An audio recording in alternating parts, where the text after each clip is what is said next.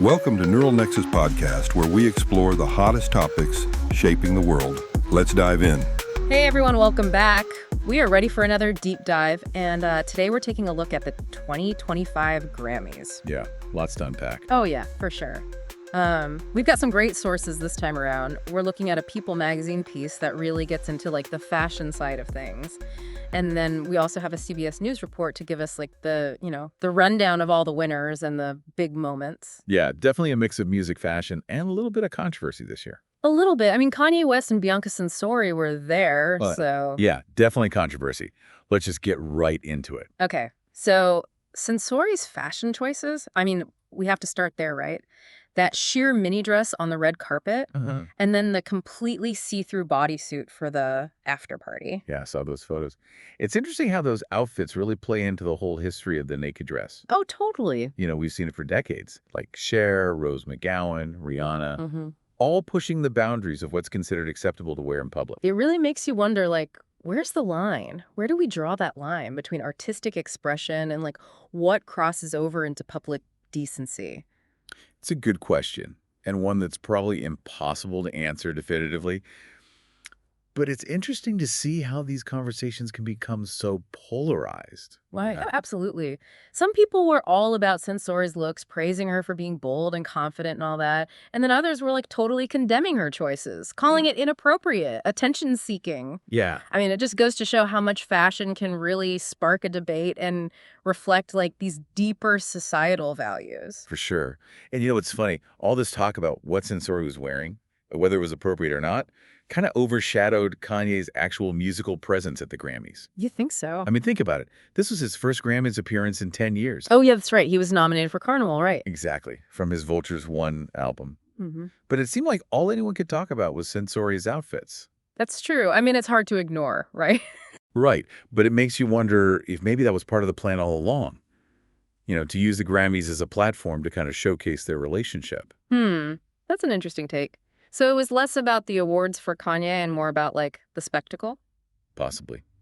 Especially since, according to People magazine, he posted and then deleted some photos with Sensori captioned "Love Story." Ooh, interesting. So maybe he was trying to make a statement, just not necessarily a musical one.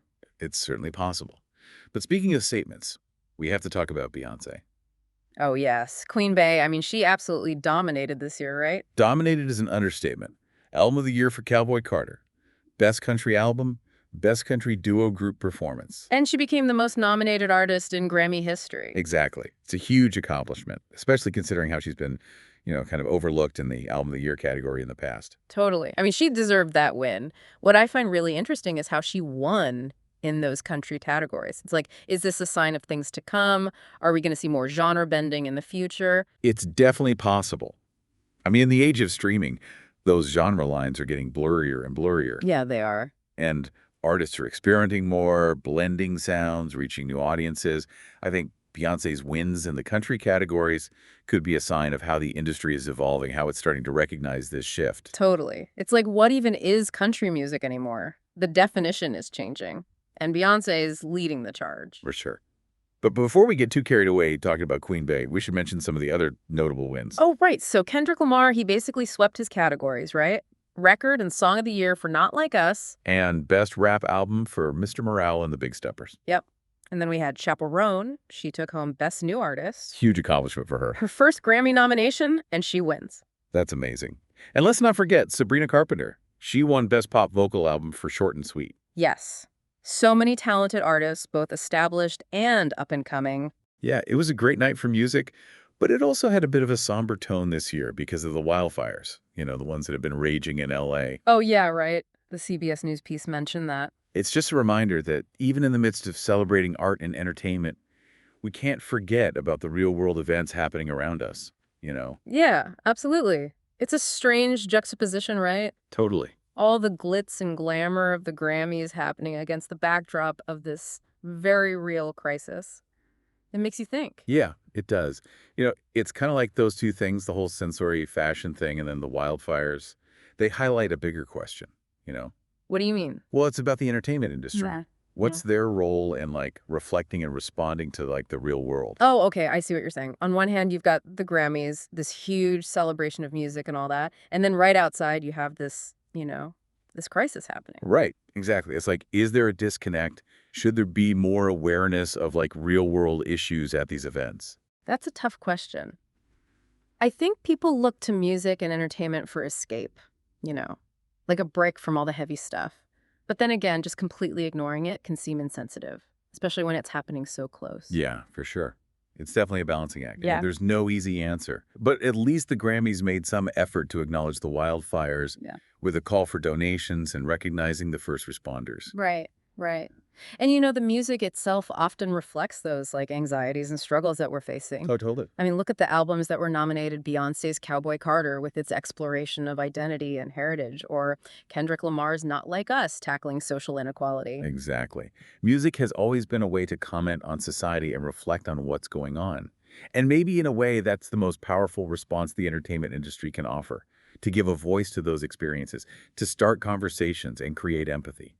Yeah, I agree. Now, you were saying earlier that Kanye's whole Instagram love story post with Sensori might have overshadowed his music at the Grammys. Yeah, it's possible. Think about how much attention their relationship gets.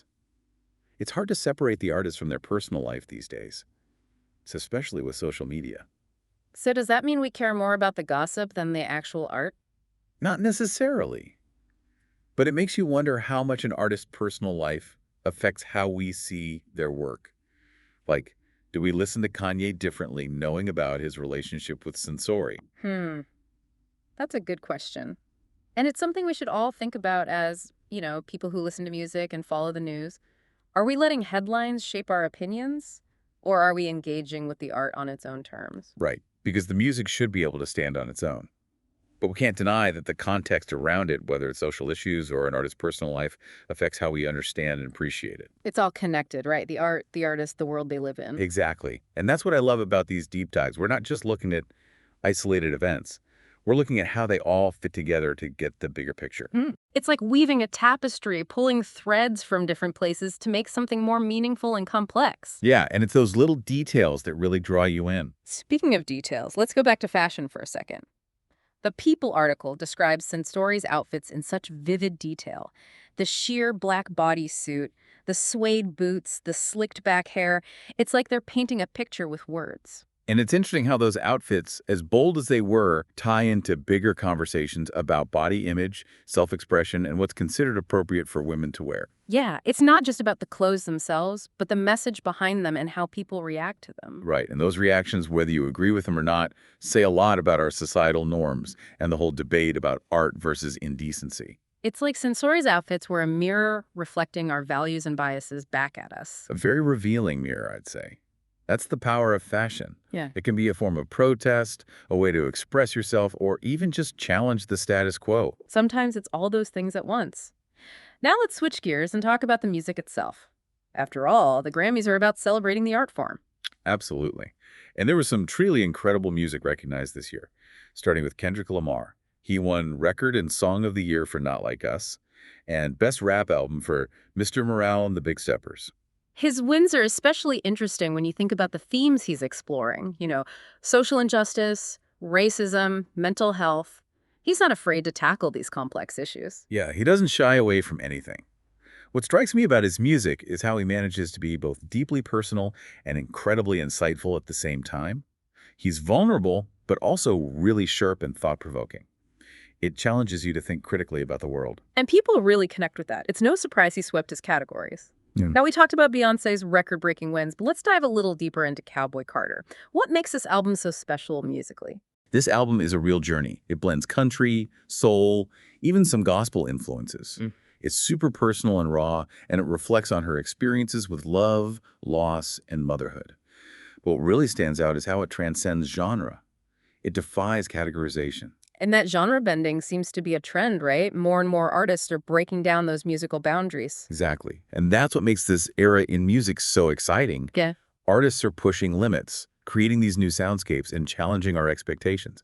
It's a really dynamic time to be a music fan. For sure. And speaking of dynamic artists, we have to mention Chappell Roan, who won Best New Artist.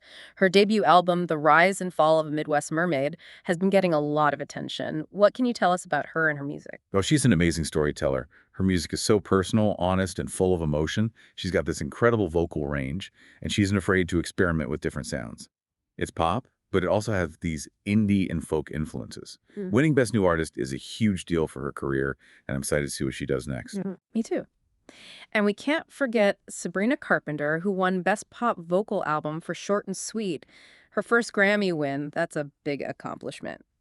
What are your thoughts on her music? Sabrina Carpenter has really come into her own as an artist. Her music is super catchy, relatable, and full of personality. She's been through a lot publicly, and her music reflects that journey of growth and self-discovery. It's empowering and honest, and it speaks to a lot of young people who are going through similar things. And it's not just the lyrics, right? Her music has this energy to it, and her vocals are so powerful. She's definitely one to watch. Absolutely. So you can see this year's Grammy winners represent such a diverse range of styles and voices. It speaks to the creativity and innovation that's happening in music right now. But what I find really fascinating is how these artists are using their platforms to address social issues and connect with their audiences on a deeper level. That's so true. It's not just about entertainment anymore. Music has become this powerful way to comment on society, reflect on things, and connect with each other. And that brings us back to our earlier question about the role of the entertainment industry in today's world. Right. And maybe the answer isn't so simple. Maybe it's about finding that balance between giving people an escape and using that platform to raise awareness, start conversations, and inspire change. It's about recognizing that art doesn't exist in a bubble. It's a reflection of our world, our experiences, and our shared humanity. Well said. Okay, there's one more aspect of the Grammys we haven't really touched on yet, the red carpet fashion. We talked about Bianca Censori's controversial looks, but what about some of the other standout fashion moments? Oh, there were definitely some memorable looks. Remember Lizzo's custom Versace gown? Covered in intricate gold embellishments and with a train that went on forever. Oh, it was stunning. She always knows how to make an entrance. And then there was Harry Styles, who never disappoints when it comes to fashion. He wore this emerald green Gucci suit with the plunging neckline and flared trousers. He looked like he stepped out of a 70s glam rock concert. He always pushes the boundaries, but in a classic way. And speaking of classic style, Taylor Swift looked incredible in this sleek silver slip dress by Stella McCartney. Simple, elegant, timeless. And Doja Cat. How could we forget Doja Cat? She wore that vibrant fuchsia pink Schiaparelli down with the sculpted bodice and feathered train. She definitely turned heads. She's not afraid to have fun with fashion and make a statement. And that's what I love about the Grammys red carpet. It's a chance for artists to really express their individuality and creativity through what they wear. Absolutely. It's like a visual feast. Yeah. And it's always fun to see what everyone will come up with. But what's interesting is how those fashion choices often become part of a larger conversation, just like we saw with Bianca Censori. Exactly. Yeah. Fashion has this power to spark debate, challenge norms, and reflect how our values are changing. It's all part of the whole Grammys experience. So we've covered a lot of ground here. We talked about controversial fashion, music reflecting social issues, the big winners, and the cultural impact of the Grammys. It's been quite a journey. And we've only scratched the surface. There's so much more to unpack about this year's event. And we'll continue to do just that in part 3 of this deep dive. We'll be looking at some of the finer points of the winning music, the stories behind the artists, and what it all means for the future of music. So stay tuned. Okay, so welcome back to our deep dive into the 2025 Grammys. Back for more. You know, we've talked about the controversial fashion, the way music reflects what's happening in the world, and of course, those big wins. Yeah, it's been a lot. But now I want to really get into the music itself, you know? Yeah, let's do it. So let's start with Beyoncé's album of the year, Cowboy Carter. What makes this album stand out musically? Oh man, where do I even start? I mean, it's such a unique blend of genres. You've got those classic country elements, the slide guitar, the lyrics that tell a story. But then it's all mixed with this soulful, almost gospel vibe that's just so Beyoncé. It's true. And that genre bending thing, it seems like that's becoming more and more common, right? Like artists aren't sticking to just one sound anymore. Yeah, I think you're right. It's like the Grammys are recognizing that music is becoming more fluid. It's less about fitting into a specific category and more about the feeling, the message. It's about breaking free. So tell me more about the stories Beyoncé is telling on Cowboy Carter. Oh, this album is so personal. It's about finding your own voice and embracing your heritage. There's this one song, Roots, that's particularly powerful. It's all about her family history and how she connects to her ancestors. Wow, that sounds amazing. Some people were surprised that Beyoncé won in the country categories. What do you think about that? I think it's a good sign, you know, like things are changing, but it also shows how far we still have to go. Country music has always been dominated by white artists, but that's starting to shift.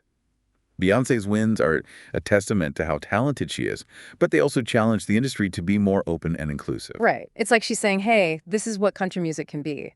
Okay, so now let's talk about Kendrick Lamar and his record and Song of the Year winner, Not Like Us. Man, that song is a masterpiece. Yeah. Tells a story about inequality, racism, the struggles that marginalized communities face. Right. But it's told from this very personal point of view. Like someone who's lived through these things is telling you their story. And that's what makes Kendrick's music so powerful, right? He's not afraid to be real, to be vulnerable. Exactly. And he does it with such intelligence and skill. The lyrics are so complex and meaningful, but the music itself is powerful too. The beat is driving and it builds this tension that you can feel. Like you're right there with him. So we've got Beyoncé pushing boundaries in country, Kendrick tackling social issues in rap. What about some of the other winners, Chappell Roan and Sabrina Carpenter? What can you tell us about them? So Chappell Roan, who won Best New Artist, she's got this really unique sound. Her debut album, The Rise and Fall of the Midwest Mermaid, is full of these quirky pop songs. They're catchy, but also really personal and relatable. It's like pop music, but with a twist, something different. Yeah, exactly. And her lyrics are super honest. She talks about love, heartbreak, self-doubt, stuff we all go through. But she has this fresh perspective, this honesty that really comes through. And her voice is incredible. She can convey so much emotion. Okay, I'm definitely going to have to check her out. And what about Sabrina Carpenter? She won Best Pop Vocal Album for Short and Sweet. Oh, Sabrina's music is like pure pop fun. It's catchy, upbeat, full of energy. But what I find really cool is that she uses her music to talk about things like mental health and self-acceptance. Yeah, she's been really open about her own struggles with anxiety. It's so great that young artists like her are speaking out about this stuff, showing their fans that it's okay to not be okay. I agree. It makes her music so empowering. It's not just about having a good time. It's about finding strength and accepting yourself for who you are. So we've got Beyoncé blending genres, Kendrick tackling serious issues, Chappelle with her honest pop, and Sabrina advocating for mental health. It's amazing how diverse this year's Grammy winners are. What does it all mean to you? It shows that music is more than just something to listen to. It's a way to connect, to think about things, to even make a difference in the world. These artists are using their voices to tell their stories, to make us question things, and to inspire us. That's such a great point. And it also shows how the music industry is changing. There's more diversity, more experimentation, more willingness to push boundaries. Absolutely. It's an exciting time to be a music fan. I can't wait to see what happens next. Me neither. So to everyone listening, we hope this deep dive into the 2025 Grammys has given you a new appreciation for music and the people who make it. Yeah, keep exploring, keep listening, and keep your ears open for new sounds and voices. That's it for this deep dive. See you next time.